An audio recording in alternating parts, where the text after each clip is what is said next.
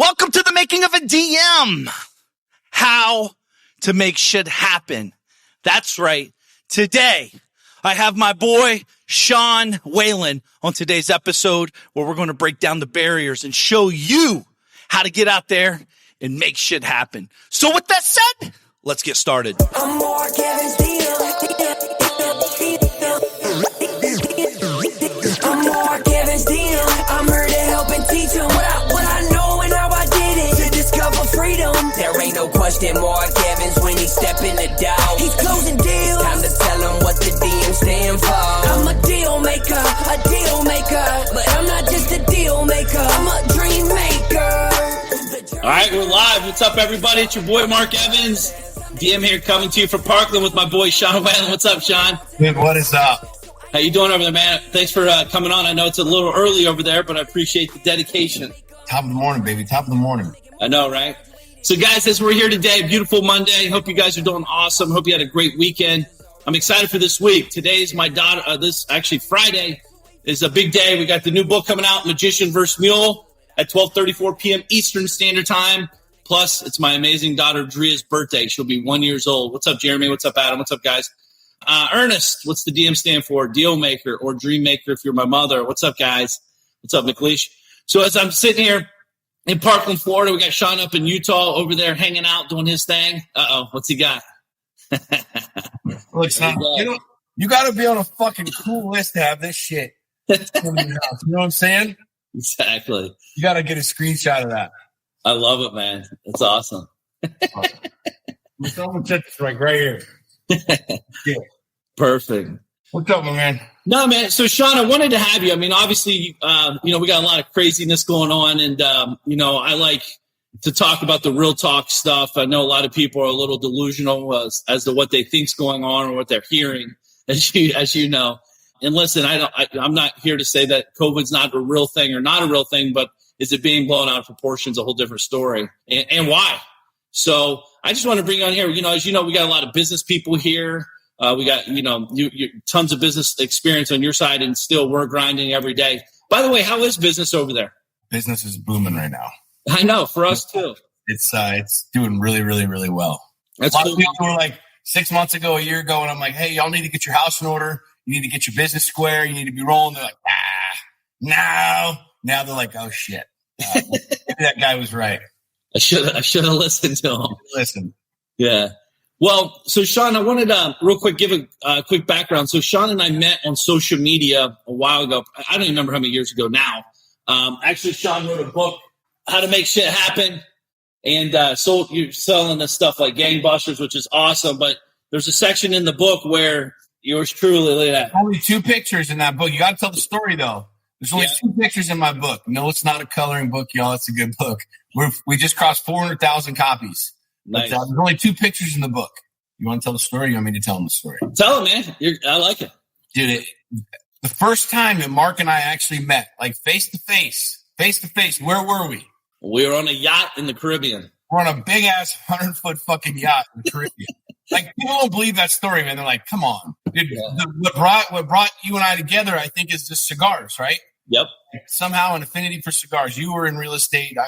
Somehow our paths crossed on social media. You like cigars. I like cigars.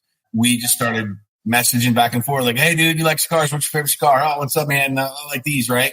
And if you look at your cell phone or my cell phone, like, you're always texting me. I'm always texting you. I'm smoking a cigar. You're with baby DM. You're with D. Like, I'm rolling down the street.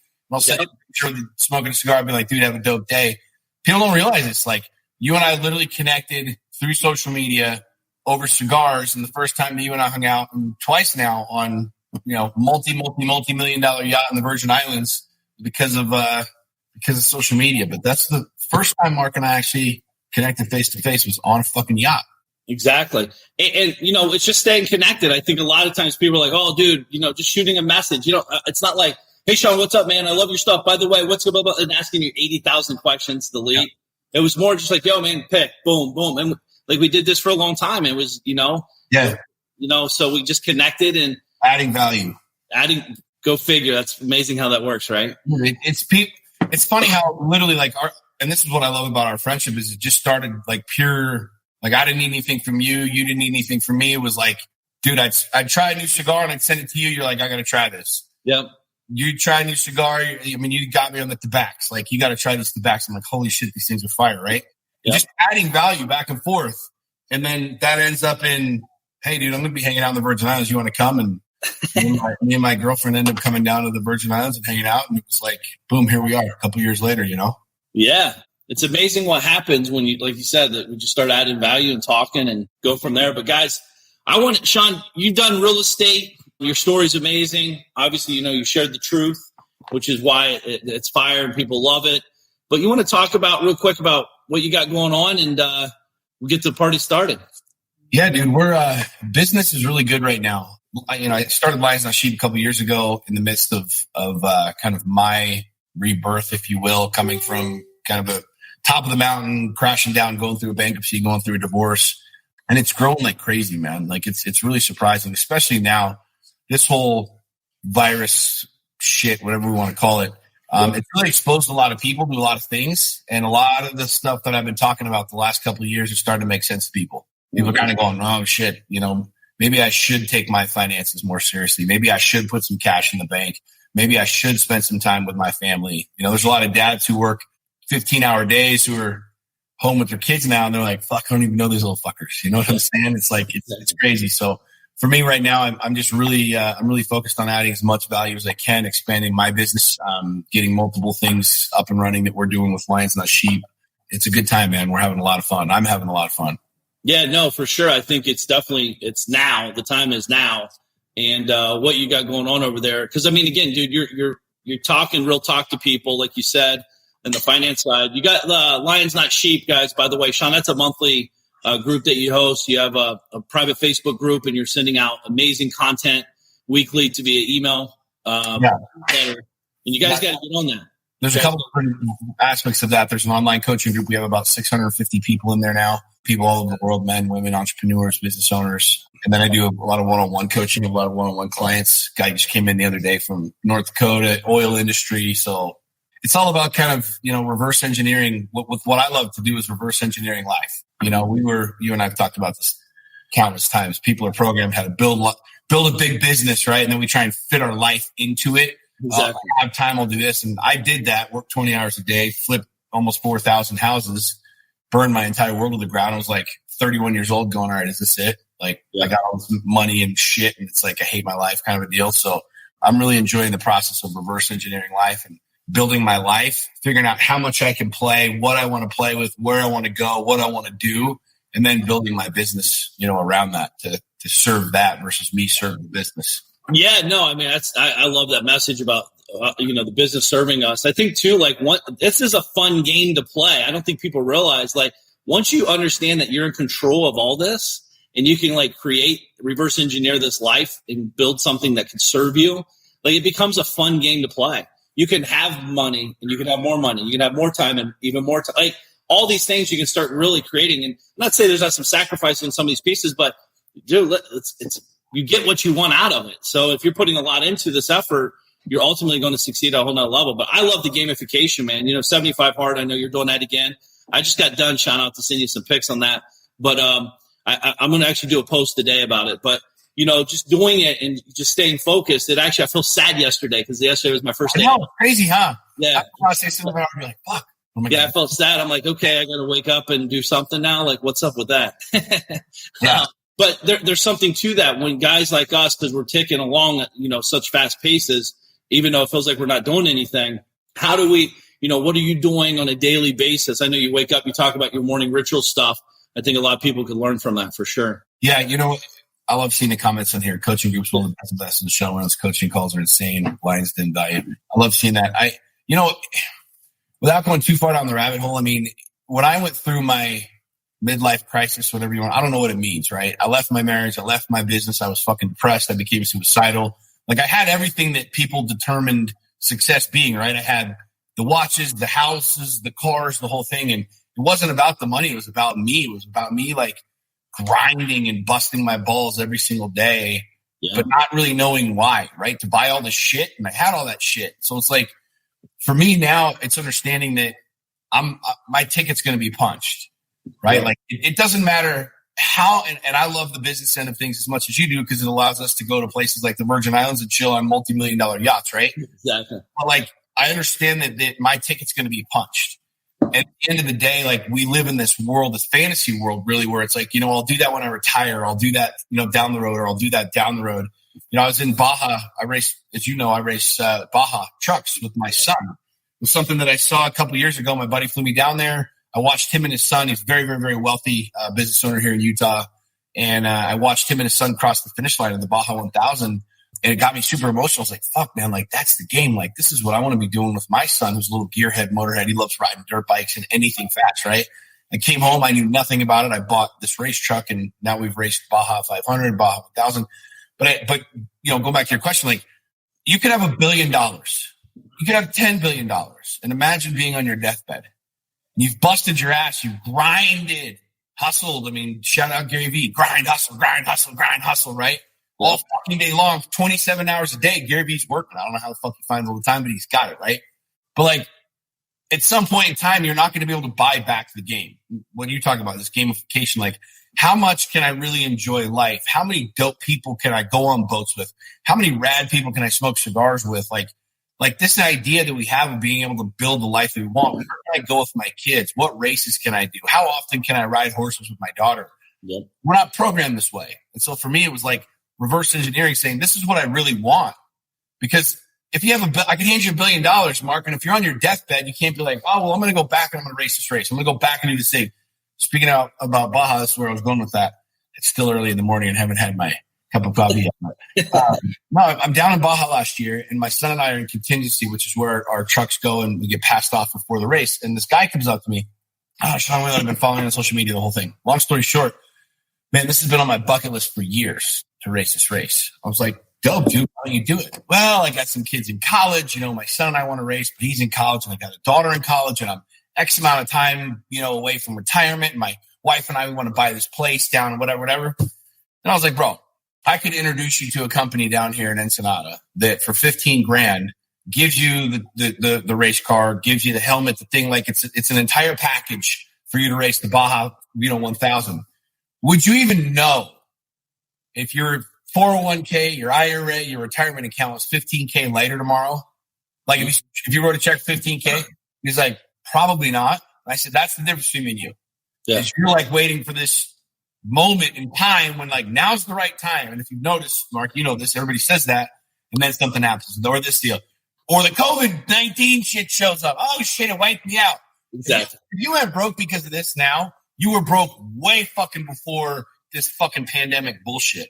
Well, my point is, like, that's the difference. Is I realized, like, I might not have another Baja 1000. I might be dead by next year. And if that's the case, oh shit, here's $1 billion. Can somebody buy me back this time? No, you can't. And so for me, the gamification is, how much can I really, like, ravage this life and do every fucking thing that I want to do before I die? Yeah. You know what I'm saying? How do I build a business that'll support that? How do I build a life and become the father that allows me the time and the resources to be able to do that? So that's that gamification for me, is how do I live as much of this life as I can? No, I love it, man. I'm on the same page, dude. I for 11 years of my life, man, I worked 18, 20 hours a day. I loved it. I didn't know that it was wrong, by the way. I didn't know a difference. It's what I was taught. It's what we were taught. So I didn't realize that, but that's why I talk about that in Magician vs. Mule, Sean. That book's coming out Friday. Drea turns 1 on Friday, so I'm on her birthday, so I'm excited for that. But, I think the biggest thing what we're talking about is the chain of questions. Like, Sean and I are asking different questions. The results speak for themselves. Like, if you ask certain questions, you're going to get that result. Like, we're asking, how can I do this and also have that? Not like, oh, I can't do that. You don't understand. But this, like, it's not even a question. You're actually talking into it, like saying, I can't do it. Like, that's not a question. That's a definite. I can't. Yep. Like, you can do whatever you want. Yep. And I think what people don't realize is it might take longer to get it, and it might be a different path. But the question is, you got to unlock it. You got to open up a conversation with yourself first and foremost, and then put it out to the world. Like Sean said, like, oh, it costs $500,000 to buy this race truck to do the Baja 1000 XYZ. Well, no, dude, for $15,000, it could be done. Yep. Now, where's the excuse? Well, that's exactly the point. Yeah. Talking about asking questions. My newsletter yesterday, I do a weekly newsletter that goes out every Sunday. was exactly on this. When you talk about asking questions, I said that specifically in my newsletter. I'm like, forget the virus, forget everything else, right? Forget all the aspects of like religion. And we can go down the rabbit hole of this. So few people ask any questions, period. Right. At all, ever, Yeah, right? yeah. I'm a father. I got 3 kids. And when your kids say, why? Because. Just shut up, because I'm the dad. Say, shut the fuck up. I'm 41 years old, and I ask why more than an 8-year-old. Because I want to know, like, I realize, like, the more I know, the more I learn, like, the less I really realize and understand what I really know. So it's like, I want to know, dude. I want to know, like, the depths of the mysteries. And this isn't some hokey pokey, airy fairy, like, rub crystals on your nipples bullshit. Like, where's God really? But, like, now, dude, what are we really fucking doing here? Yep. What is this game really about, right? Like, I want to know these things. I want to know, like, how I can build a better business, a bigger business, a more streamlined business, right? And what's fascinating, going, like, with this whole pandemic thing, whatever you want to call it, like, no one asked any questions. It was like, yo, we're all going to die. Go in your house. And people were like, okay. They, like, ran and get in their house. Like, shit, shut all the businesses. Okay. Shut all their fucking doors. It was like, nobody was like, hold up a second. This coronavirus thing, it's been on the side of Lysol cans for 30 fucking years. What are we talking about here?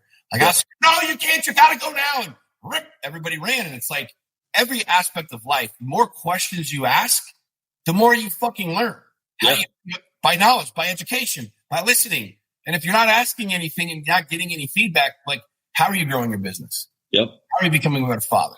Like, how are you building a more ripped body, right? Yeah. That's your trainer. Like, can I tweak this? Can I do this? My diet, whatever.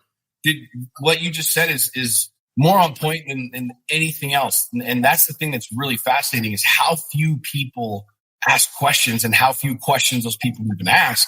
It's not acceptable. I don't know. Don't ask. Don't ask the pastor why the book says this. Don't ask the business guy why this. Don't ask the potential client these questions, kind of a deal. It's fascinating how scared we are.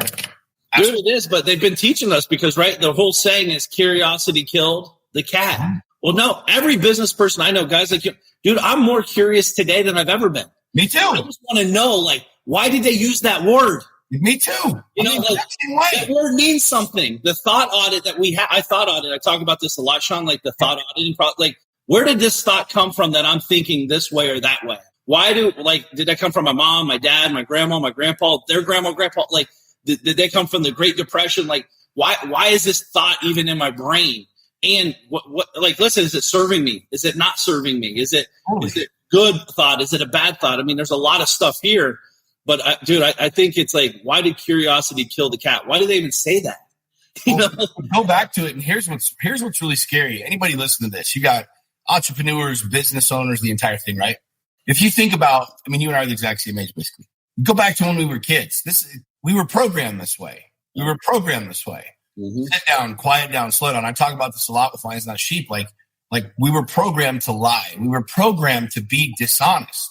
Now, if I ask somebody, are you a liar? Fuck no, I'm not a liar. Well, do you tell people the truth? No. Right. Well, because I can't talk about Trump and this and that and the other, right?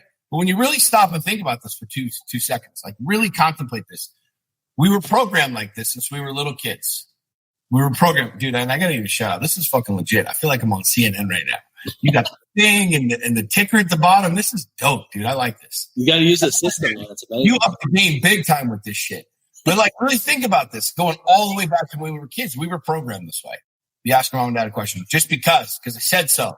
You hear that enough that you just don't ask any questions. You go talk to the pastor, or the priest, or the bishop, whatever. I'm having these questions and stuff. Like, look, it's what God wants you to do, so just go do it. You ask a teacher, you raise your hand. It's because, right? Yeah. Think through, like, that's how we're programming our kids. It's what we're like. It's how we are. So as we morph into these adult bodies and these adult realities, like, we just quit asking questions. We just start following the masses. I mean, again, this whole experience happening right now in our society is a really good indicator of that. Nobody asked any questions. Like they said, the government, the media, CNN, the whole deal, run off the cliff, and everybody just ran right off the fucking cliff, right? Not asking, why are we running off the cliff, or where's everybody going, or just going this way and everybody went. It's really fascinating thing, and I'm with you. The older I get, the more questions I ask. Yeah. No, I think we got to, guys, even if you have a job, like, understand, like, there's agendas for it. We all have agendas. And, perception's reality, and it's at its highest reality right now, the perception.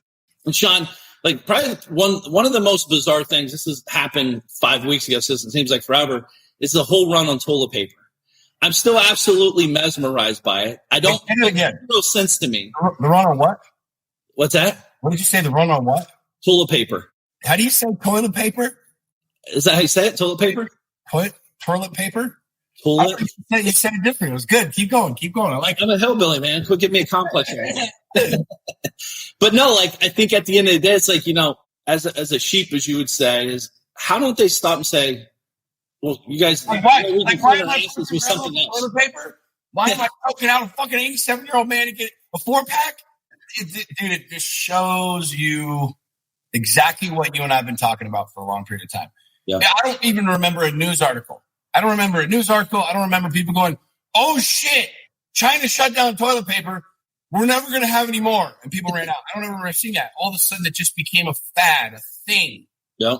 Oh, shit. And everybody was running out grabbing toilet paper. And I was like, does this thing make you shit yourself? Like, is my butt going to explode and I need like 8,000 rolls of toilet paper? Yes.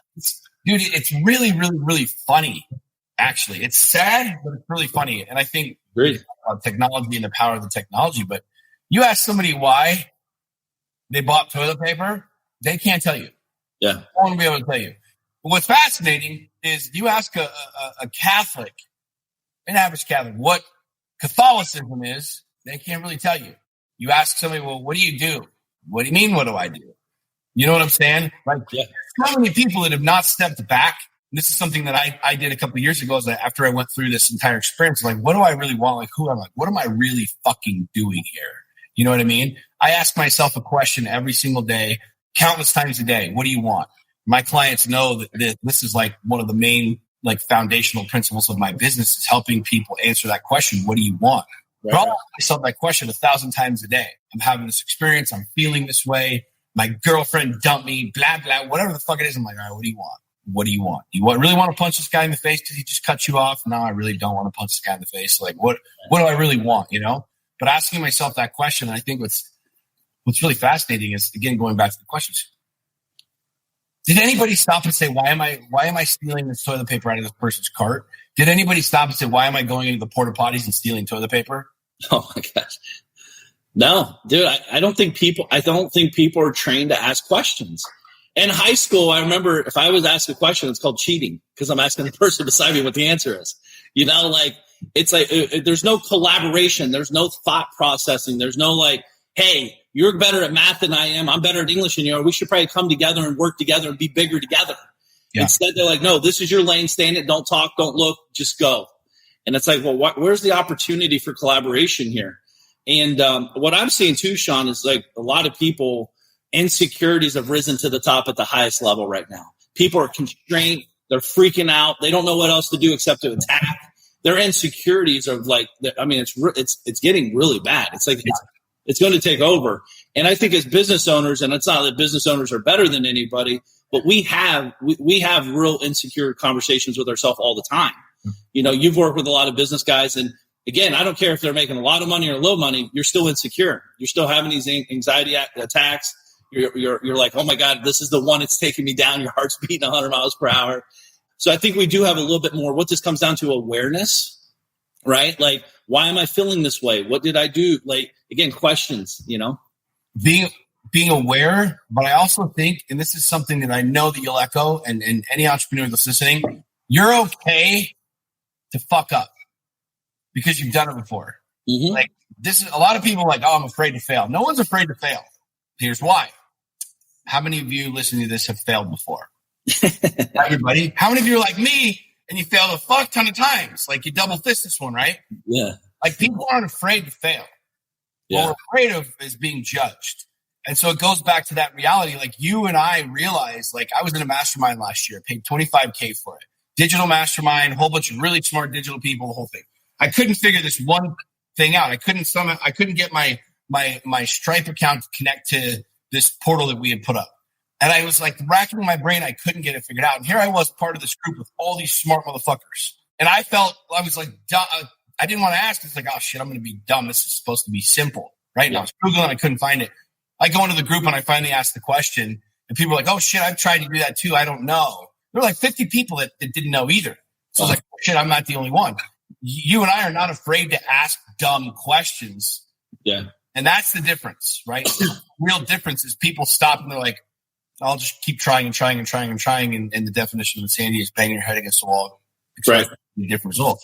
I'm not afraid to look dumb, if you will. You're not afraid to look dumb. So as an entrepreneur, I think what we have found is like, if we want this result, we're going to ask the question. If I'm at the gym and I'm telling my trainer, this is this or this is that, you know, and he gives me a solution, I'm going to get in a different place than the guy who's like, oh, I'm not going to say anything because I'm going to look dumb. So you have to understand, like, when you're an entrepreneur and you're a business owner, the time frame that you spend not asking questions, not getting the answers that you need, it's insanity. It's what's keeping you back from being successful, from having whatever. You've got to, I mean, you and I are way more prone to look dumb to get the answer that we want. Yeah, I mean, and not only that, define what dumb looks like, right? I think here's the truth is, guys, we're getting judged no matter what. You know, if you're failing, what does failing mean? Here's what's interesting about it. You're going to get judged if you're failing, which doesn't serve you, and you're going to get judged when you're rich and you're winning. That serves you. You're getting judged no matter what. It's just we put different weight on each one. Is it a negative weight or positive weight? Yep. The truth is, most people hate us just because we live in America. Most people hate us because we're white. Most people hate us because we have a beard. Like, who knows why they hate us? That's them judging us, not me judging them. Like, I don't have that judgment thing in my head. The only thing I do judge is people that ask questions, Sean, that don't do anything with the answers. That's an asshole, right? They're just asking questions to sound cool and be in front of people. You know the difference as you're growing and developing. Like, some people just want to ask questions to be heard without doing anything to do it, to take the action on behind it. So when Sean and I are asking questions, or people like you and I, we're asking questions, we genuinely want to know the answer so we can actually go execute and get a result. And I think that's the massive difference. Totally agree. You know, and what you just said is dead on. It's something that I talk about all the time. No matter where you go, no matter what you do, you're going to be judged. People are terrified of being judged. You're not afraid of failing. Most people listening to this have lost money before, right? So you're not really afraid of losing money because you've already done it, right? Most people have struggled with some sort of being down or depression in some way, shape, or form. You're not afraid that you're afraid of being judged for talking about it. What people don't realize is exactly what you just said. If you're fat, it's because you're a lazy piece of shit, right? If you're ripped, it's because you're on steroids. You got to be taking steroids, right? If you're poor, you're lazy, you're undisciplined, and if you're rich, you're selling snake oil. You're totally ripping people off. It's like no matter where you go on the spectrum of life, no matter where you're playing the game, somebody's gonna fucking judge you. Period. They're gonna judge you. Oh, he's ripped. You know how many times last year I had spine surgery? You know this. I got ripped. I did 75 hard. I took the challenge of my body, and for the first time in my life, I have a six-pack ever. He's taking steroids. He's preferred taking steroids. Every time I post a picture, steroids. And I'm like, I figured out an answer for this. You want to hear my answer next time? Like, yo, you're ripped. It's because of steroids.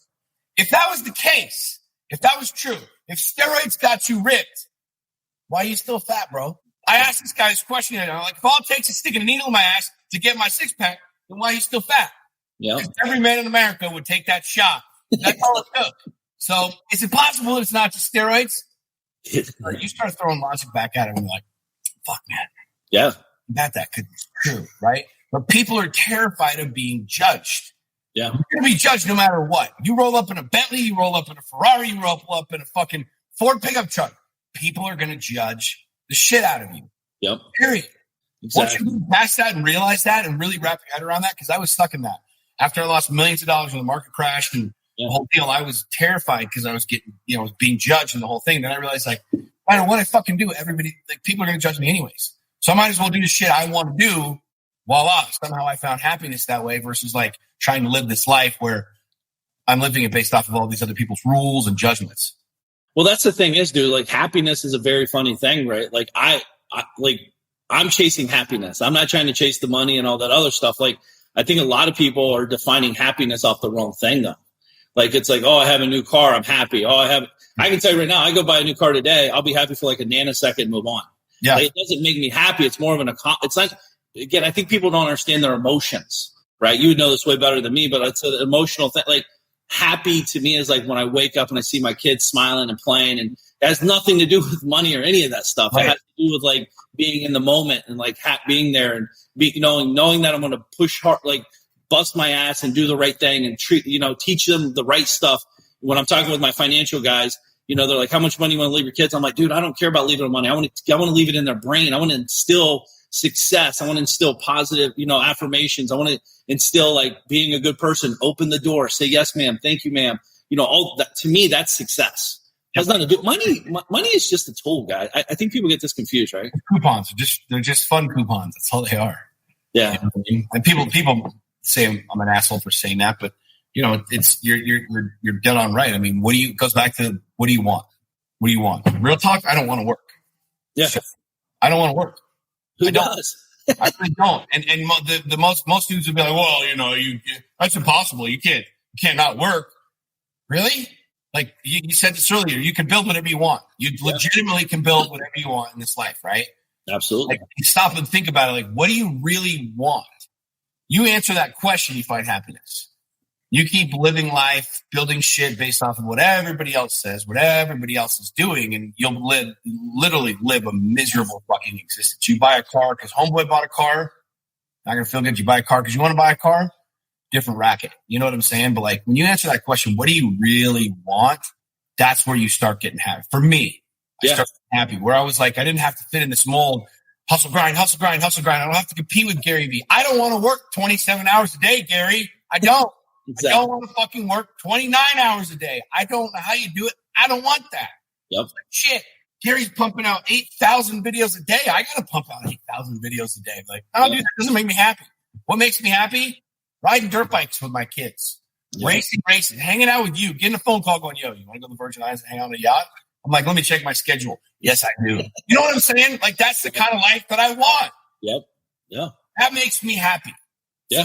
Build that. You know what I'm saying? Like, so many people don't have answers to that question. Like, and when they don't, that's when you get miserable. That's when you fucking get depressed because you got to do this for the mom and the dad and the family's legacy and carrying everything on and all sort of stuff. But like, yeah, man. But I think it's emotional fortitude, just understanding like your emotions, like what they're telling you. Because like you said, I don't want to work today, but like it's going to give it's a stepping stone. I enjoy like helping people and doing all that, and I know you do too. So it's like, but like if it's like, hey, you can make $1 million and help me, or hang out with your kids. It's your last time. Like I'm hanging out with kids, dude, all day. Like the money would not do anything. Like it's not changing anything. And I'm not saying I'm not about not having money. By the way, I want as much money as humanly possible. Me too. I want a shit ton of cash. Yeah. So I think it's always funny. People are like, well, I was listening to Sean and Mark, and he said it's not about the money. Well, it's money is a tool. Again, why else would you work hard? Why else would you take away from the things we love doing every moment? Like it's a tool. When you get to that space, man, when you can answer that question truthfully, right?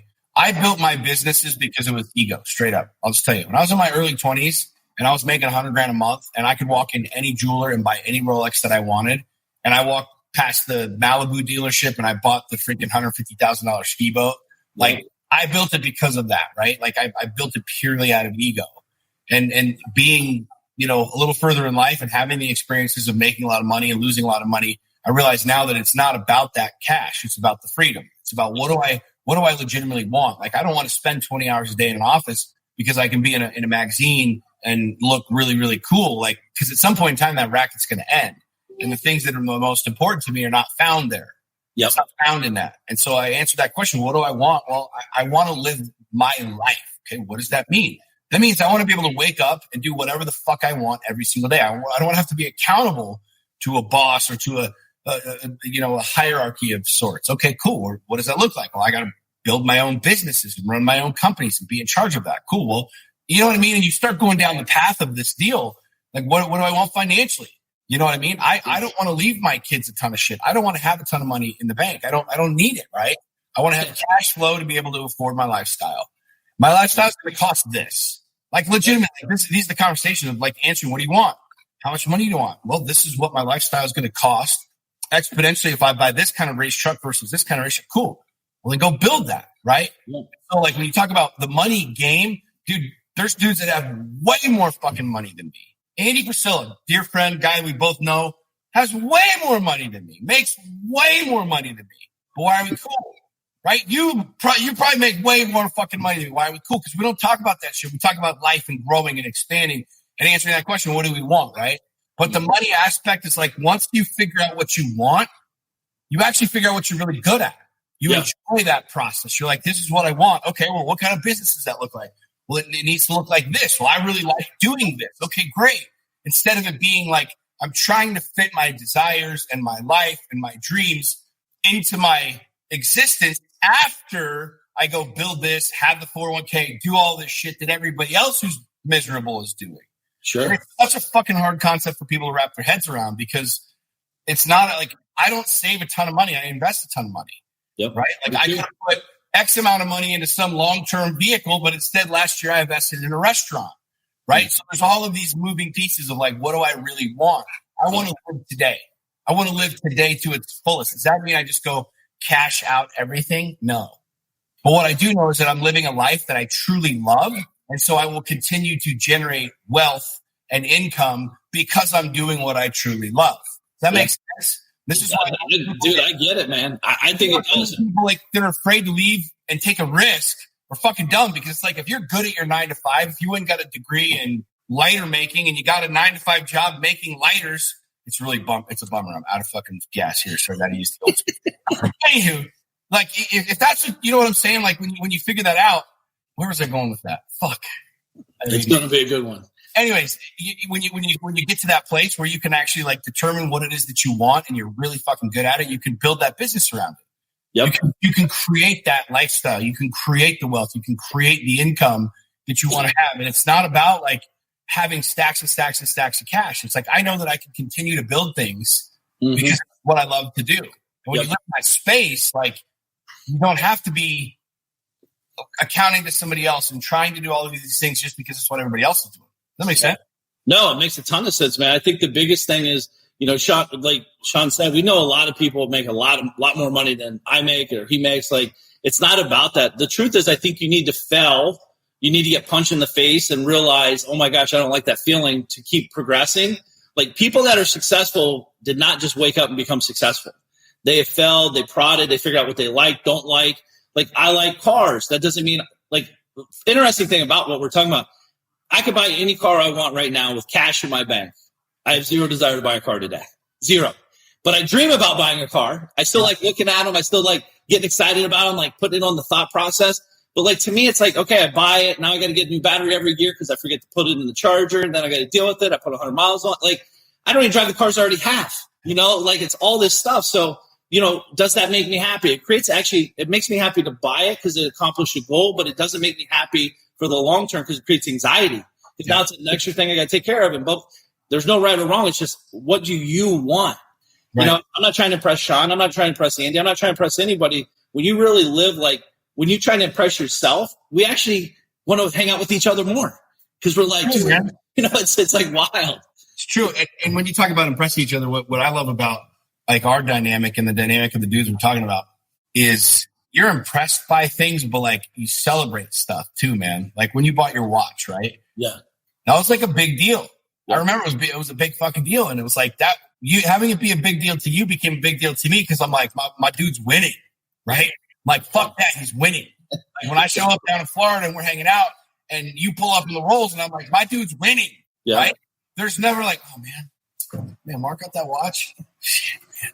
Like that's something that people really started that conversation. I want to talk about that for a second because that's like so important, man. So important. Yep. Is looking at what your friends are doing, adding value to it, extracting value from it as much as you can and learning and observing and whatever, but really being fucking like happy for people, like when they're winning. You know what I'm saying? And this is what's really fascinating to me in the coaching space. And I know, you know, it's like, you know, a lot of people in real estate, oh, dude, you know, they want to come in and do what you do and have what you have, but like paying the dues and doing all the other stuff, it's not necessarily where they want to be, but not really like being able to celebrate with other people.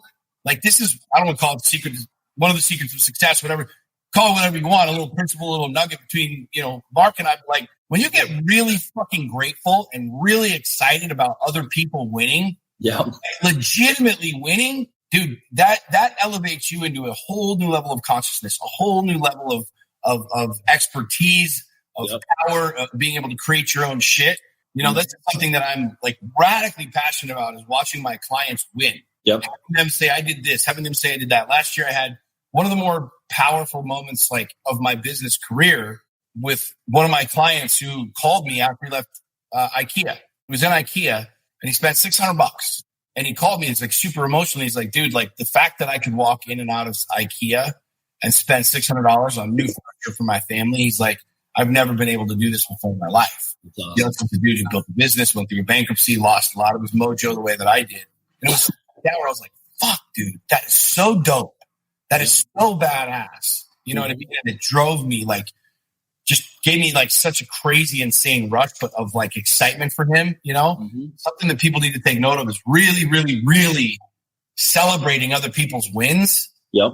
There's no greater feeling, but there's no greater mojo to put into your own world than that. Yeah, I mean, how like, why would one think that they could get, like, say if you see a successful person, but you talk shit about them 24/7, why would you think you could ever get that? Like, because if you do that, it does not connect with the dots. You're never going to have success because you're too busy talking shit about someone else. And why would you don't want that. You don't want people talking about you. So I think at the end of the day, it's like, if you're following someone and you see them post a car and you get mad, unsubscribe from them. Don't. Totally. They're stealing from your joy. Like, It doesn't make sense. And not only that, you need to work on yourself because, like Sean said, I want you to win. It doesn't take away from me winning if you win, by the way. There's no winning, losing in this conversation. It's how do we all win together? How do we all get a piece of pie, make the piece of pie big? Like, we can all win, and globally. Like, it's the best thing as what I've discovered and where we're at in my life is when I see someone win, dude. By the way, I don't care if it's $10 or $10 million or $100 million. Like, I'm excited because you're winning. Dude, you buying a $100,000 watch, my dude picking up $600 worth of IKEA furniture. Like, it's when you can legitimately be in that space, man. I think it shows not only the maturity, you know, your own personal maturity, but it shows like your real aspect of gratitude. You know what I mean, for life. Because I mean, I've had a ton of money, I've had no money, right? I've been broke, I've been on the top of the mountain. I had $1 million sitting in my bank account, I've had no dollars sitting in my bank account. You know what I mean? But like when I look at my friends and I see people win, it motivates me, it inspires me more than I say, well, shit, I want this, or I deserve this, you know, the entire victim mentality deal. Yeah. That's something that's really, really, really powerful for me. It's something that I know that my circle of people feels the same way on. You know what I mean? Like, you post a picture of me with my shirt off, for example, like tons of people, yeah, why don't you post another one? Here we are again, kind of thing. Those are a bunch of grumpy, miserable fucks. Yep. You look at who likes it. You look at who applauds it. It's the same. It's the people that have done the deal. People don't realize how hard it is to have a six-pack. To be able to keep a six-pack at 41 years old, a fucked body that just had spine surgery, they're like, yo. Absolutely. Bro, that's real shit. You did some real work there. You know what I'm saying? Being able to buy a watch, like your watch, and saying, yo, that was a big deal mentally, emotionally. It's like, I know what it takes to do that. Because I did the same thing with my race truck. It's like, oh, shit, I got to buy this race truck, and it's this much money. But if I kept it here and like overcoming a lot of these things and surrounding yourself with people that are going to celebrate your wins, really celebrate, dude. In my opinion, there's no better feeling than that. Like being able to win and having a tribe of people behind you being like, well done, bro. And legitimately meaning it. You know what I'm saying? Oh, I mean, yes, I do. I mean, gratitude is the biggest thing. I think just being grateful to wake up, being grateful to, like, you know, one thing I'm not good at is asking for, like, you know, Sean, even asking you to be here. Like, it's always weird to me because I don't like to call favors. And, you know, you and I've talked about this same thing. Like, it's just weird to me because, like, dude, he's busy. We're all busy. Everyone's busy, by the way. But if we can help each other grow and get our message out, we can share, like, I want to be valuable to him. I want him, like, that's where I think it comes down to is, like, how do we, like, instead of hating, how do you create with people? How do you talk them up? How do you guide them? Like, hey, man, I see you're faltering over here on your video. I could do that for you. Let me help you out and make it better. Or, you know, I mean, there's so much. We all have value. And I think if you're focusing on what you don't have, you're going to constantly keep getting it. I fully agree. Yeah. So, Sean, one thing you said is what's interesting to me real quick about this pandemic thing, this handout, this $1,200 thing. I'm absolutely mesmerized. I like sit back in awe and shock. I'm like, Dude, they just gave people $1,200 that don't even know how to manage the money they make, let alone manage money they've been given. Like, I'm thinking about investing in Apple stock and Nike stock now, because what else are they going to do? They're going to buy new iPhones and new shoes. Right. I think not. That's what I think is going to happen. Oh, they're doing that. They're doing that. That ain't judgmental. That's exactly what's fucking happening. So it's like, people are complaining, like, the pandemic, everything's bad. It's not working. Everyone I know is like talking about her name. She still has her job. They both got their money. They're not going out to eat and getting wasted with buddies and friends, and not say they do it, but like, they have more money than they've ever had now. My thought process is, now what are you going to do with it? Yeah. And that's a question you should be investing in yourself, number one. But I think it's just going to be consumer buying spree galore. Totally, man. And I mean, look, we can go down the political rabbit hole on this and like how it works. And it's the same mentality. I don't want to say the same people. It's the same mentality of people that are like, oh, I'm getting my tax refund back. Yep. It's like, you do know that that's your money, right? Like, you're getting excited. Like, the government's like, yay, they're giving me money. It's like, nah, dude, that's money that's been yours that they took and used to make more money, and they're just throwing you some crumbs back. You understand that, right? It's the same mentality. The exact same people are like, yay, $1,200. I think the bigger conversation around this is really, really, really exposing. And you and I both know that you want to know where you're really playing. You want to know what you're really playing with. Like, drop your drawers. Like, look, when the tide goes out, we find out what everybody's playing with, right? Like, the fact that so many people, number one, needed and or like had to have this money from the big man to keep their life going is really fucking scary. But like, further that, the fact that people missed one paycheck or two paychecks and literally crumbled financially, like couldn't pay bills and shit, needed their rent paid. That's a really fucking scary thing. And that's something that beyond the $1,200 needs to be addressed in every facet. Like, if you're watching this, and I know probably not very many people are that are in that scenario, but if you are, you better step the fuck back, because now is your time to really change the game. Like, if you literally went from, I think I'm good, to no money and missing one or two paychecks, your problem is way fucking bigger than $1,200. Way better. That needs to be addressed is like, how many people, and even businesses, straight up, even businesses that had to, like, they close their door. It hasn't, bro, this hasn't even been like 6 weeks, man. I know. That's like a month. Yep. People are fucking freaking the fuck out in 2 weeks.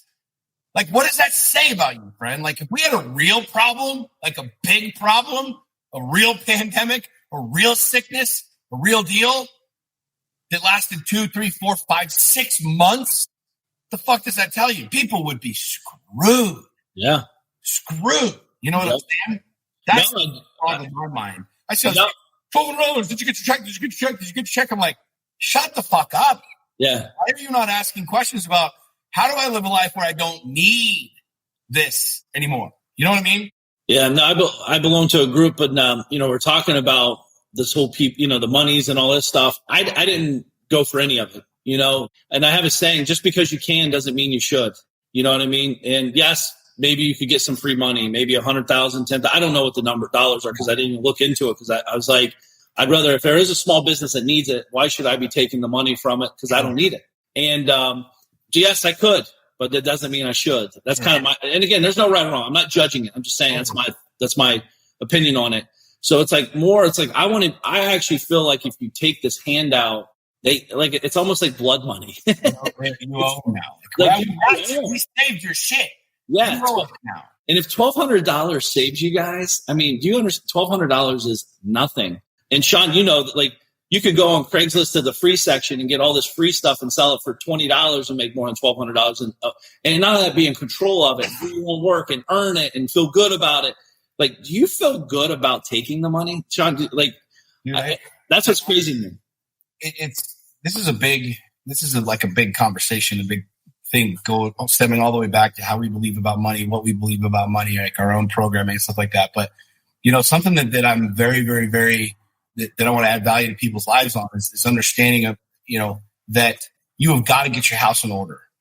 And I think what's really interesting now is those of you that are watching this that are not part of a mastermind, not part of a group, not part of a coaching deal, Every other day of the year, you hear me talk about it, you hear Mark talk about it. It's like, oh, why would I spend money on these things? Why would I don't want to spend. I just have Google, right? I can Google it. I can whatever. Like really stopping and thinking for a second. Like in order to get my house in order, like I'm going to have to do some things differently. Yeah. The way that I'm doing things right now is not working if I'm really tripping over $1,200, right? And $1,200 to a lot of people, at one point in time in my life, $1,200 was a lot of fucking money, right? Yeah. You're not throwing any shade to that. I'm not throwing any shade to that. But I think what's really fascinating is through this experience, it's exposed where people are emotionally, psychologically, mentally, right? And it shows like you're not reading books. You're not doing your daily study. You're not doing, you don't have your morning rituals. You're not getting your house in order. And I don't care whether you're a millionaire. I don't care if you're making $10 a year kind of deal. Like right now, that exposure, even people that are making a lot of money, like they might not have gotten their, dicks knocked in the dirt, but I'm home more. I got to be around my family more. And this is out of order. This is out of order. This isn't working right. Being able to be exposed to shit is actually really good. It's painful for a minute. When the tide goes out, you realize you got a small wiener. It's like, well, you figured that out. You know what I mean? But now you get to build something from it. Now you get to do something with it. Like exposure is not a bad thing. It's actually a really, really, really beautiful thing because it's truth. Yep. But most people are living with is total bullshit. So if you're one of these people that's going, yeah, my finances are not in order. My business owners did not have the same rainy day fund that you do as an individual, as a father, right? I got a year's worth of money in the bank. That's all I keep there. That's it. Like I don't want a whole shit ton of cash. If you're not thinking that way too, as your business, if something happened to my business, if there was this, if there was that, if there was a fire and I had to wait 2 or 3 or 4 months for an insurance check to come in and I couldn't afford that. You know what I mean? All of these things go through your head that should go through your head. And I think that's something that's really, really, really powerful. People need to look at through this experience, not just $1,200, but business owners. Like, is my business prepared for some shit? Yeah. Do I have a rainy day fund? Am I in a place where like I can keep living my life if like the bus stopped for a couple of minutes? You know what I mean? Yeah. And with what's going on, like Sean said, you guys are realizing your vulnerabilities, your weak points. We're not judging it. You're just bringing awareness to it and then saying, hey, I don't like this feeling. How can I not have this feeling again? Well, I need to level up my financial, prosperity. I need to understand profit first mechanism. I need to have the rainy day fund or whatever. I need to prepare, expect the best, prepare for the worst. That's what you're should be doing. Right. So I do know, like, I remember guys in business, I mean, they're like, oh man, if this deal doesn't happen, I'm done. It's like, if one deal is going to make or break you, you don't have a business first and foremost. No. Right. If one paycheck doesn't come and you're broke way before that, friend. Yeah. You're broke before that. Like, trust me, like living paycheck to paycheck, I've done it. I get it. It's a fucking terrible existence. It's a terrible, terrible, terrible existence. I'm not judging you. I'm telling you that because I did it and I fucking hated it, right? There's so much anxiety, so much stress. If you're living that way Monday through Friday, every other day of the week, outside of the pandemic bullshit, you know what I mean? Now's the time to really buckle down and understand where your weak points are, what you don't know. If you don't know about money, fucking ask. Yeah, exactly. There's a lot of people that do. I didn't know how to plug in this thing on my website, and I asked, and all of a sudden I solved the problem, right? There's no nobility, and I say this in the book, there's no nobility in being broke. None. No nobility in being broke. There's nothing noble about running around and saying, I'm broke, everybody feels sorry for me, right? If you're in that spot, open up your fucking mouth, man. Let's get the tide out. Let's figure out what you're really playing ball with, and then you can build something new. And not only that, like people, like Sean wants to help. We genuinely want to talk about it and help you. It's not like we're trying to embarrass you. Actually, you're already embarrassed. So I don't need to embarrass you anymore. You're already embarrassed. That's why it's happening. Now it's like, okay, how are we taking this embarrassment? Are we going to do something about it? Or are you just going to keep staying in that cycle? Yep. I personally move. I don't like the feeling like that because I've felt like that before. So It's like, it's how do I get out of it? Who do you need to become? If you knew the answer, by the way, you'd be out of it already. You don't know the answer. It's okay to say, hey, I don't know the answer. Who do I need to become to get the answer? Well, I need to be better at ask questions to people. I need to, get around people that are actually where I want to be financially. That doesn't mean they're all the way around where you want to be, but maybe financially they are. So it's like you can learn from these people. And how do you this is the muscle you need to develop if you want to grow. Sean, I have a call, last week I've had calls. Actually, during the pandemic, I actually tighten down even myself. And I'm kind of tight with stuff already, but it just brings awareness. Yep. Hey guys, okay, are we weak anywhere? If we are, let's talk about it. Not let's avoid it. Let's talk about it. And my conversations go like, I have no clue what's going on. Can you please educate me? And there's 3 people on the phone and I'm getting all perspectives and I'm like, okay, Bryce, is that right? Okay, Mike, are you cool with that? Does that make sense? Or are we on the same page? What question should I ask that I'm not asking? I don't know. If I knew, I'd ask. Yep. So it's like, I think we have to get better with this. And I think this is a great time where you're realizing no one has a clue. Very few people have a clue. What you just wrote, I don't know where I'm pointing. I know I'm pointing at my screen here. But what you just wrote down, people need to write that shit down right now. Like, write down, who do I need to become? Right. Like, write that down right now, and here's why. That mentality, I gotta put my phone on silent. That question, dude, will change your life. Yeah. It'll change your life. My buddy and I were in Laguna Beach. We were walking along the beach, $26 million house for sale. And we had this exact conversation. I know this is why we talk about this. Success leaves clues, right? Mark and I are saying the same thing, asking the same questions, talking about the same shit. Write this shit down, friends. Like, we're looking at this house, and mathematically, you know how easy it is to buy a $26 million house? It's just math. I can give my daughter a calculator and say, okay, what's 20% down? Okay, it's this. What's the 6%, mortgage rate over 30 years? What's the simple interest payment? Da, da, da. Like, mathematically, it's super fucking simple to buy a $100,000 watch, to buy a $500,000 car, to buy a $26 million house. If you stop and really think about it, it's just math. Yep. You can get somebody that's totally broke and get a 10-year-old to figure that out, how to actually buy it. The question that we were talking about, what came up is, who do I have to become to buy a $26 million house? When you start focusing on that, instead of saying, I need $26 million, yep, you start saying, I need to become the person that lives in a $26 million house. Who do I have to become to be able to do whatever I want, whenever I want? Who do I have to become to be able to literally work 2 hours a day and make 7 figures? Yep. Who do I have to become? Because here's the deal. It's been done. It's like the old school story of the 4-minute mile. You can't run a 4-minute mile. Then all of a sudden one motherfucker does, and then everybody does, right? Yep. Like, there are people building businesses that allow them, provide them, produce a lot of income, and they can work 2 hours a day. It is possible, friend. Like, oh, it can't be done. People are doing it. You're doing it. I'm doing it. The real question that people need to focus on, which, dude, that question that you just wrote down here on the screen, probably the most important thing that people can do is become the type of person. We were talking about, what does the guy who drives into a $26 million house drive? Yep. What does he do every day? What books does he read? What kind of food does he eat? When does he work out? Where does he work out? What type of human being is he? When you start thinking that way, and you could become that person, I don't say this in jest, and I pray to God it never happens, but if I lost everything, gone, done, yep, $0 in the bank, within a year, I'd have it all back. And some. Because I've become the person that has built this, right? Mm-hmm. It didn't happen by luck. It happened by hard work, by becoming that type of person. You know what I'm saying? If you really stop and think about that question, one of the most powerful questions human being, who do I have to become to have a 6-pack? Yep. That was a real fucking question. What do I have to do emotionally, psychologically, mentally to overcome all the bullshit stories that I told myself about having fat parents, about having, genetics? I don't have good genetics. I told all the stories for 40 fucking years. Yep. I always told stories. 6-packs are for other dudes, skinny dudes, like athletes, whatever. I'm just going to have dad bod. I'm strong and I can run. I've had 5 MMA fights. I've done 2 Ironmans. Who do I have to become? And dude, I did it after spine surgery with a fucked up body, the whole thing. And all of a sudden it's like, oh shit. It's not about the lifting the weights. It's not about the $26 million house.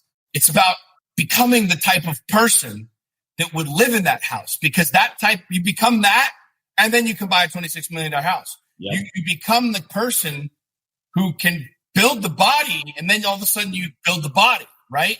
And so any aspect of your life, whether it's relationships, who do I have to become to have a really, really, really good relationship? Who do I have to become to have connection and trust? Who do I have to become to be present in my kids' lives, to be friends with my kids? You start thinking that way, dude, game changes. Fucking changes. And not only that, getting around people that you can mirror that are actually doing it. Sean, when we were on the yacht, right? I think I have a workout guy, I'm working out, and we finally could get off the yacht and go work out at a gym. And then we're in the gym. If you think you work out hard, go with someone that works out hard. You get a different workout, right? And same thing with like the way their cadence to work. Like, how am I able to get more done in 3 hours than most people get done in 30 days? My cadence of work, who I'm talking about to, like, boom, boom, it's just different. Yep. So it's like, dude, I'm working my butt off. Okay. What? No, I don't know what that means. Yep. Hey man, I'm hitting the gym hard. What does that mean? You go in there, you're on your cell phone for 60 minutes of the 65 minutes of the hard work. Like, what does it mean? But you got to get around people that will push you, right, Sean? I mean, you need to come. Totally. Yeah. I mean, if you're the best golfer in your foursome, you're in the wrong foursome, right? If Absolutely. You're the richest dude in the room, you're in the wrong freaking room. That's why, again, I love hanging out with people that are doing more than me. My trainer, he's a bodybuilder, like fucking on stage, crazy shit. His wife is number 3 in the world. She took 3rd in the Mr. Olympia, right? Like awesome. The dude he's light years above me in the fitness game. That's why I want to work with him, right? Me too. My coaches, the people that I work with, like, they're answering questions that I don't have the answers to. And that's the reason that I work with them. That's the reason that I hire them. That's the reason that I pay them. You know what I'm saying? But there's so many people like, who do I have to become to be a good student, right? Like, a lot of people have this misconception about lions, not sheep, and it's just raw, go out there. At one point in time, you're a cub. Like, you're a little pup. You're a little kitten, right? Little lion kitten, and you got to follow somebody. You got to learn how to hunt. You got to do all these things. And the very best leaders have mastered the art of following. And they understand, like, that's what it takes. Yep. Level up. You go to a new jungle, a new spot. You're going to learn from somebody that knows the terrain, that knows the ground, that knows how to hunt here, right?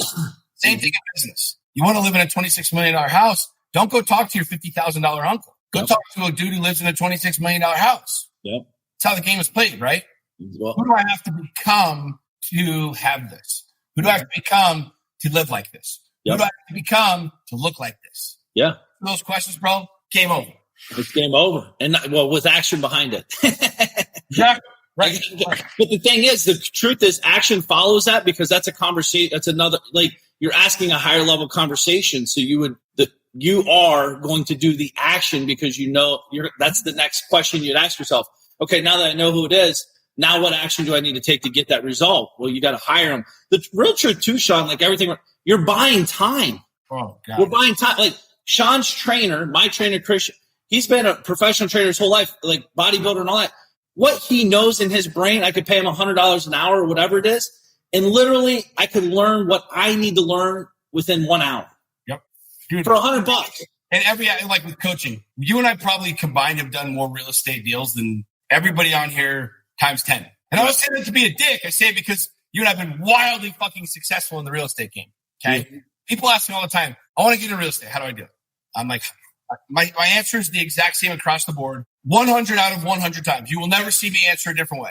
Hire a coach. Mm-hmm. Oh yeah, but there's books, and I read Robert Kiyosaki, and I read Rich Dad Poor Dad, and blah, blah, blah, blah, blah, blah. I'm like, fuck off.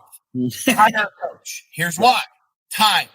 Like the amount of money that I lost, the deals that I learned from, whether it was a rehab, whatever it was like you investing in knowledge literally shortens the gap between where you are to success. I could go Google and go to the gym and work out on my own and curls for the girls and do all these other things, and I might get where I'm going or where I want to be, right? Or I go to a coach and say, here's where I want to go. Can you build me the map to get there? Yes or no? And if they say yes, here's my money. Let's go. And I'm going to get there because this is a person that's already done it. This is something even business owners don't understand. A lot of business owners, like the really, really, really smart motherfuckers, there's a line item in their expenses for coaching. Absolutely. Luxury. It's not maybe when I get there, it's just so important to me. Like my body is so important to me. I don't give a fuck what it costs. Like right now, I'm in a gym. I'm literally getting off this. I'm going to a gym, but all the gyms are shut down, right? Because this scamdemic. I had to throw the scam, right? And whatever. Well, where's the Sean? I needed the gym. It is so ruthlessly like ingrained in my daily action. When they shut my gym down, I'm like, fuck the park. Yeah, I got equipment. I want a gym. It's mental for me. It's what I got to do. And I created that reality. I just spent a bunch of money to do it.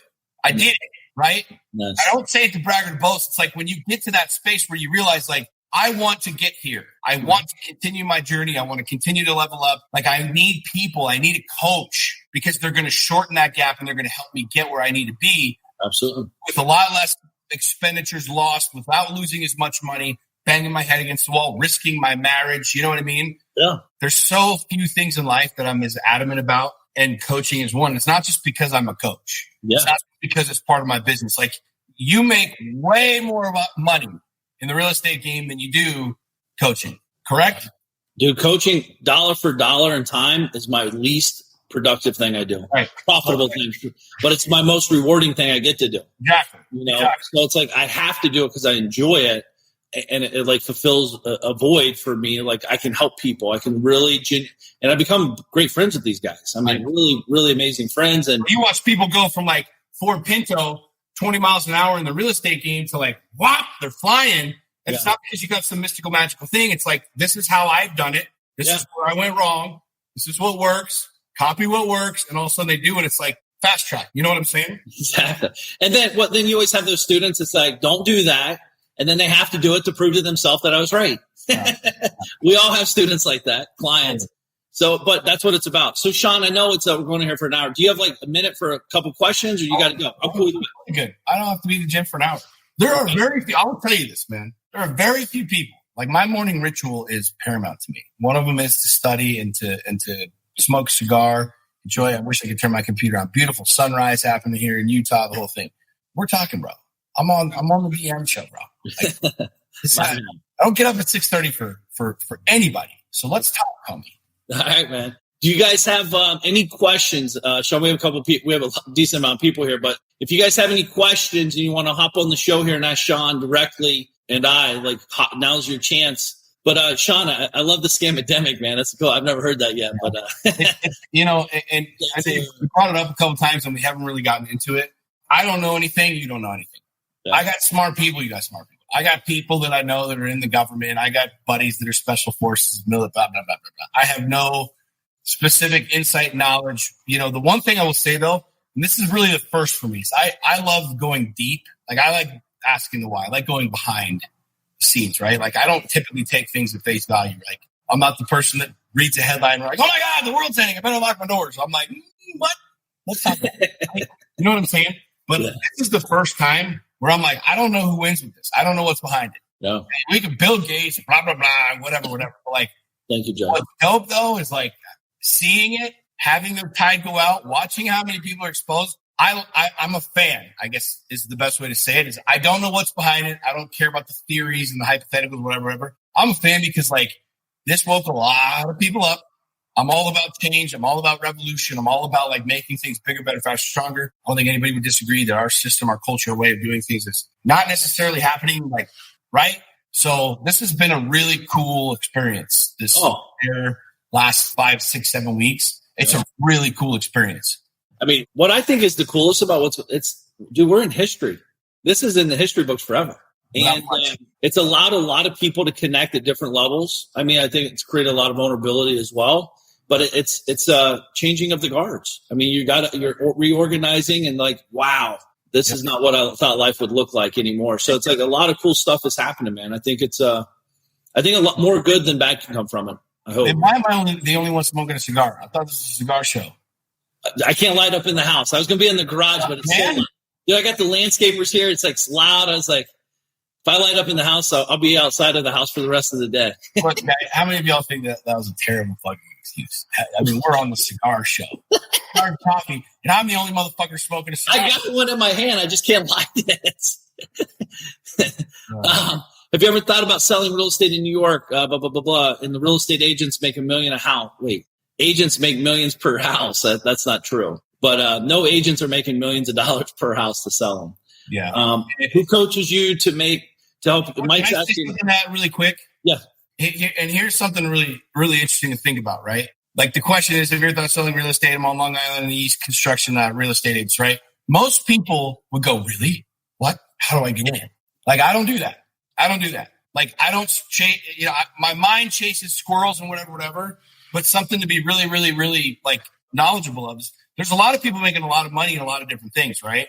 And I think what a lot of people do is they're constantly, you see this with some people, right? They're constantly chasing the new thing. Bitcoin, cryptocurrency, what's that? Next thing you know, Facebook. everybody's a cryptocurrency expert, right? They chase this and they go over here. They really don't know shit about it. So they detour from what they're good at, what their foundation is. And I think you'd agree with this. Yeah. We talk all the time about how creating other sources of income. And you don't have to light your cigar. I don't want D yelling at me.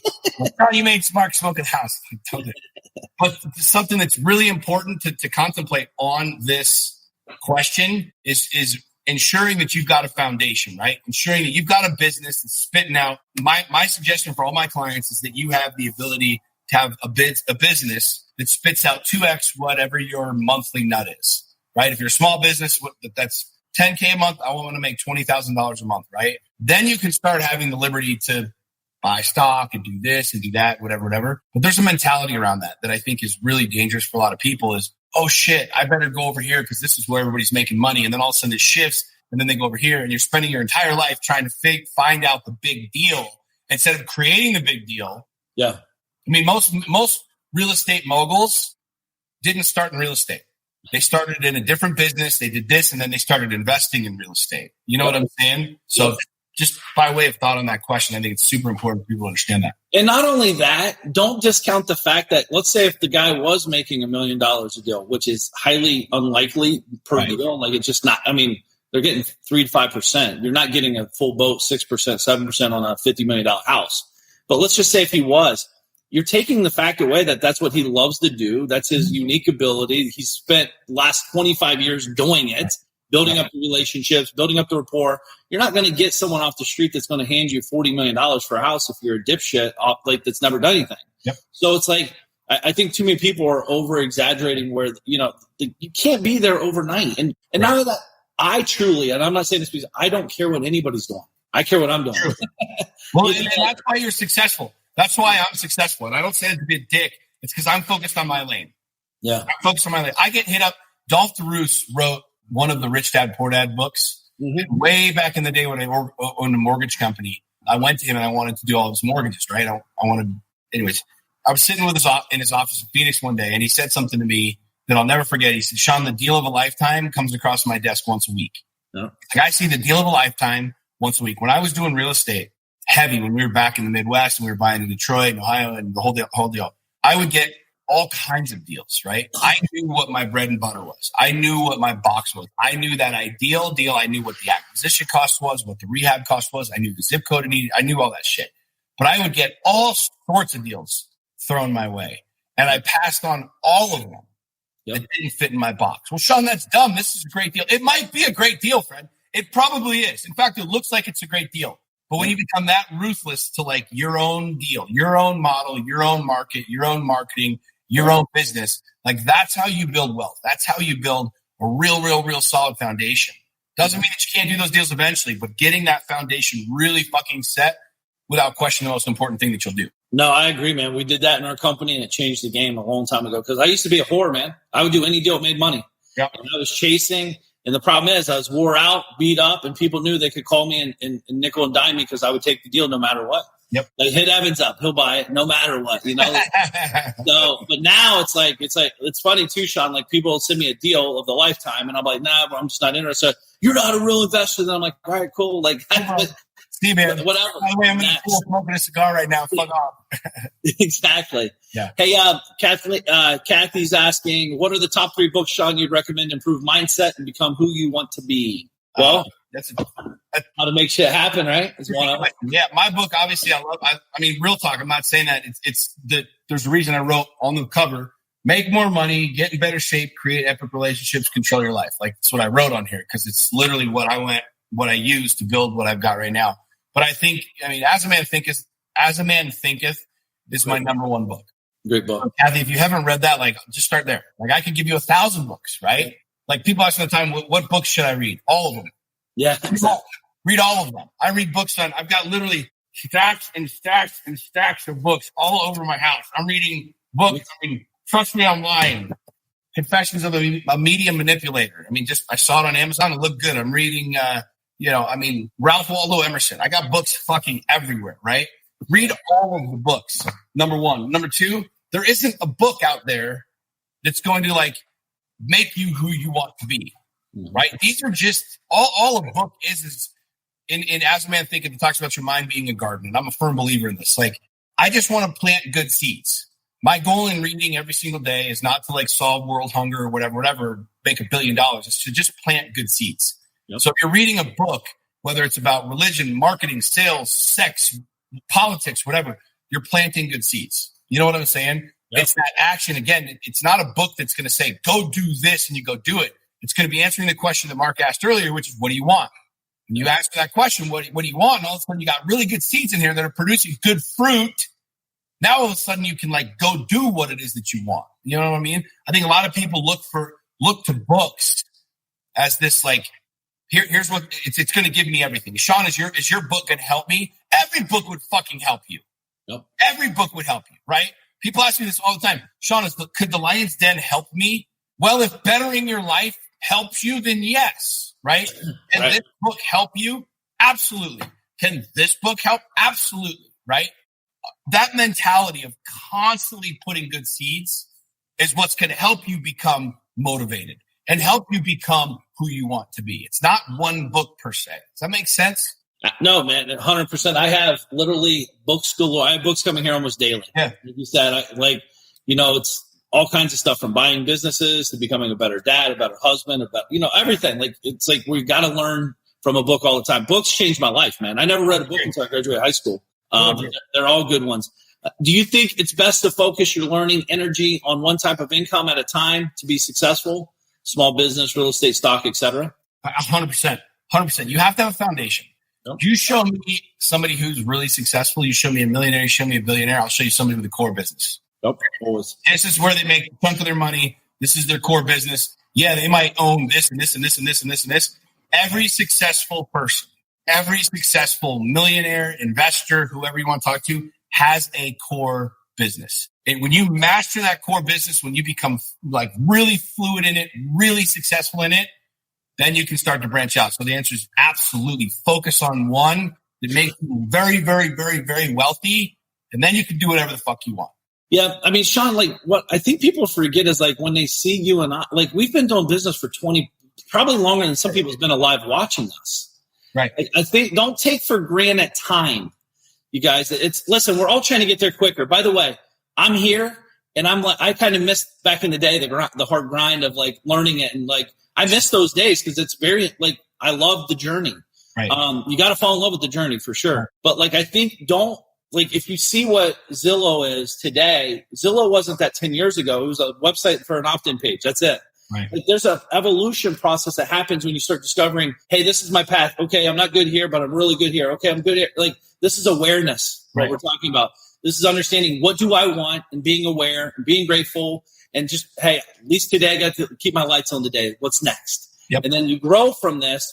And then, well, hopefully you grow from this is the goal. And then you wake up 10 years from now and you're like, oh my God, I built what? Like, dude, Sean, what I make in a week is what I dreamt about making in my lifetime back in the day. So it's like, if I was trying to make that in a year, let alone a week back then, I would have never got started because it had been so massively over the top. I think that's why a lot of people fail is they don't even know if they're closer to, they're like running the race without a timer and without a distance. Yep. You're running your ass off and you don't even know where you're running to. It's 100%, man. It's 100. Like I share this story over and over and over again. Last year, December, it's the same thing every year, right? You hear all those people like, oh, dude, 2018 sucked ass. 2019 is going to be my year. You're like, you said that last year and the year before. What's going to change, right? It's always the same. It's a dude who puts a picture of a Lamborghini up on his vision board. He's like, dude, I'm gonna buy it. I was like, cool, man, how you going to do it? I'm a hustle. I'm a grind. And I spent 10 seconds looking at their Facebook page, and it was like every other post was hustle, grind, hustle, grind, hustle, grind. Like, well, looks like you already are. So, like, what are you going to do different? Like, well, how are you going to buy his car, bro? And his response to me was, why do you have to be a dick?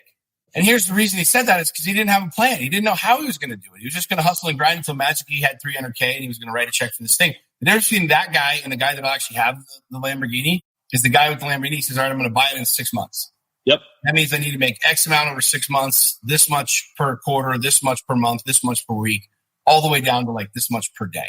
Yeah. Right? And the dude who gets the Lambo is focused on getting this per day. Absolutely. Surprise, in 6 months, you all of a sudden have it. When you're focused on making $1,000 a day or whatever the math is, now all of a sudden you got the cash to buy the Lambo, where the other dude's still banging his head against the wall trying to fucking buy the car. He's hustling and grinding. He's hustling and grinding memes or whatever they're called. Exactly. Yeah. Hey, will this pandemic put a lot of good deals in the housing market due to foreclosure? I have no fucking clue. No clue either. I have no idea. Yeah. I don't know. I know that I've made a lot of money in an up market and I've made a lot of money in a down market. And I think if you become an expert in some sort of aspect of real estate, it doesn't fucking matter. There's so many people that are like, oh, I'm going to go buy all this Delta stock. I'm going to go buy all this shit. These are the same people that last year were talking about cryptocurrency. I don't know where the market's going to go. No one really does. Will the market go down? Absolutely. Because it always fucking does. There's always an ebb and there's always a flow. But most of the time people are like, oh shit, the market's down. I wish I had, how many times have you seen this in the last 4 or 5, 6 weeks? Man, if I had money right now, I'd be buying stocks. Yeah. Well, here's the thing. Everybody says that. Yep. The question is, what are you doing all the rest of the year? Are you stocking up? Are you cashing in? Are you like making dough so that when the opportunity does come? Again, to answer this question, get yourself in a position right fucking now so that when the market does, the bubble does burst, the market does go down, you got dough. You got money. Instead of focusing on where's the market. You know how many people that have a fuck ton of money are thinking about that right now? Yep. None. Not very many. Want to know what they're talking about? My cash. What am I doing today? Where am I at right this second? 100%. Over there. Because they got the dough, now they can act. So become the person that has the cash, so when the market goes up, you can make a move. When the market goes down, you can make a move. Absolutely. Yeah, Jason, don't be chasing the opportunities. The opportunities are there already. It's like, first of all, people are in foreclosure now. You know, build a business around you, not around the situation. Yep. And I think that's where a lot of people get messed up, guys. I don't chase money. I've never been in the short sell game, the foreclosure game. I build a real business and there's always opportunity. Right. If somebody brought you a foreclosure today or in 6 months, you're going to be in a position to be able to move on it because you have that foundation. Right. Exactly. I never thought this way. Like, you know, when an opportunity came, when the market crashed, I moved, I made moves, right? The market's here, the market's there. It's like, I have no idea what exactly is going to happen in the next 6 months. I'm just trying to make it to lunch. You know what I'm saying? I'm trying to keep myself alive till lunch. If I make it to lunch, I'm like, yes, all right, let's go to dinner now. Let's try to make it to dinner. You know what I mean? That's awesome, man. Sean, real quick, what's been the biggest takeaway for you for the 6-pack journey? Because I'm on the process as well. Like, what's yeah. It's I talk to people about 75 hard. It's without question the hardest thing I've ever done. And I don't say that because Andy's my homie. I got no skin in the game. I got no ownership of it. It's not my deal. I don't get a royalty, a fee, a kick, nothing, right? I went through a really, really, really nasty breakup, ending of a relationship that I loved dearly and wanted, and went through a spine surgery, went through like a really, really, really shitty part of my game the last, a little bit over a year ago. And I needed something that really stretched me, like that really, really, really pushed me. 75 hard did it. Yeah. What people don't realize is how you get fads, right? These fad diets, and people lose 100 pounds and they gain it back, and they lose 100 pounds and they gain it back, right? It's because they're not committed to the emotional change, to the neurological change. It's just a fad. You starve yourself, you lose weight, and you go right back. I wanted to change my brain. I wanted to fucking change the way I thought. I wanted to change my stories. Like both of my parents were overweight. Like there's nobody in shape in my family. I got fat genes, right? I love sugar. I smell sugar. Like somebody bring me wherever that sugar is, right? I'm a fat kid at heart. So trust me, like yesterday when we were driving home, we stopped at the gas station to get drinks. I'm like, shit, let's grab some of those fucking Cinnabons. And I ate the shit out of them, right? But like understanding that the mental game of fitness is just like the mental game of a relationship. It's just like the mental game of money. It's not easy to make a ton of money. It's not. It's not easy to be an entrepreneur. You know how much easier it is to sit at a fucking desk and just get a check every 2 weeks? That's easy. Going out and building something, like taking on your body, the amount of discipline that it takes to like not eat shit when, you know what I'm saying? Yeah. Cinnabon. But the truth is I already got the 6-pack. I've built the body. I've tested myself. I know what I can, what I can't do. And I've gone into that space where like I went over those hurdles, right? It sounds really funny, but it's like the same thing growing a beard, right? You start growing a beard, you get to that itchy phase, and most dudes will shave it off.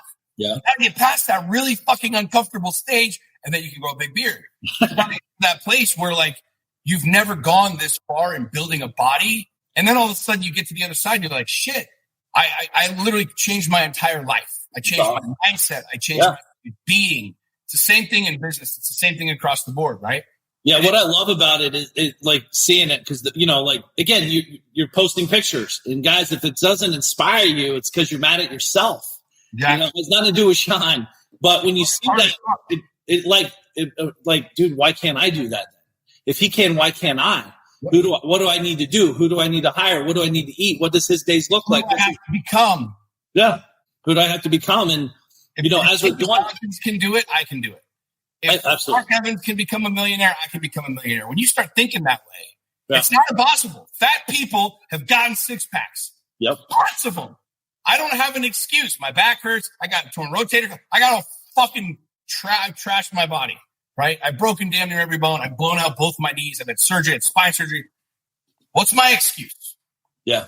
I don't really have one. Right. You go into that mental depth, that's how you change the game. Well, it's taking responsibility for everything, good and bad, right? I think we're good at taking responsibility. Say, I did that. Yay, I got a trophy. I'm the one. And then when it's bad, you're overweight. It's like, I'm just I have fat parents. I love sugar. It's not my fault. It just is what it is. Right. We've all been there. Cool, man. Hey, do you think the rules of consumer behavior will change after the situation? Yeah, but eventually, I think this is a bigger deal than anything else we've experienced. I think this is going to change the game in a lot of ways, but I've had this thought yesterday. It's literally just going to unwind. I mean, literally, I can show you right now. There's just traffic going up and down my street. It's like normal rush hour morning traffic. People are already at the game. Like we're ready to be normal again, right? Yep. Most people are going to go back to their same lazy ways, their same predictive patterns, their same whatever. You know what I'm saying? This will change the game in a lot of ways, though. I don't think it'll be as notable as we'd like to think. Yeah. But I definitely think subconsciously this changes things in a major way. Yeah. Yeah. So only time will tell, right? Mm-hmm. I think a lot of times people want to talk about theory and thoughts and what could happen. Truth is, no one really knows. Right. I mean, I can tell you on our side, we want everyone to be better. We want everyone to prepare stronger. It's not like we're praying that it goes back to the same. There's obviously an issue, and hopefully their internal issues, they fix it and get better and become better out of it. Totally agree. So, well, Sean, we have a lot more stuff, man. I can talk to you all day, as you know, buddy. But I know I appreciate you being here, Sean. Where can people follow you and get on your email list, and also check out Lions Not Sheep? Go to just SeanWhalen.com, just my name, and you can find me there. Everything's on my website, lionsnotsheep.com. Okay. If you have a phone and you're somewhere on the internet, I'm not hard to find. Exactly. Yeah. So, Sean, you're over 1 billion views now, right? On social pretty cool. With that video I just shared the other day, it's got like 400,000 views or something. Just that one the other day. So yeah, things are good, man. They're moving along. Awesome, man. Well, I appreciate your time, buddy. Thank you for you smoking a cigar while I hold one. And, you're going to go outside right now and get it up. Appreciate your help, buddy. Thank you for being here. Thanks, guys. Appreciate you. Thanks, Mark. Thank you, man. I'm Mark Evans, DM. I'm here to help and teach them what I know and how I did it. To discover freedom. There ain't no question Mark Evans when he step in the door. He's closing deals. Time to tell him what the DM stand for. I'm a deal maker. But I'm not just a deal maker. I'm a dream maker. The journey's where it's at. It's all about the process. It's time to get over to the DM project. From a small town in Ohio, so I know how it is. Did not come from a lot of money. I remember as a kid, wanted to make 100 racks. Didn't see no one making more than that. Graduated high school with a 1.8. Thought they should have held me back. I hope my principals and teachers are alive just to witness this. I'm my own boss. I'm out here running 2-8-figure businesses. I can walk away from it all and I'll be good, but I've been called to help people just like y'all learn the game. It's time to ball. Everybody chasing the money, but I'm not chasing the money. I'm out here chasing the purpose. Yo, I've been working my whole life. What got us where we at isn't gonna get us where we wanna go. So it's time to push, time to learn, time to grow.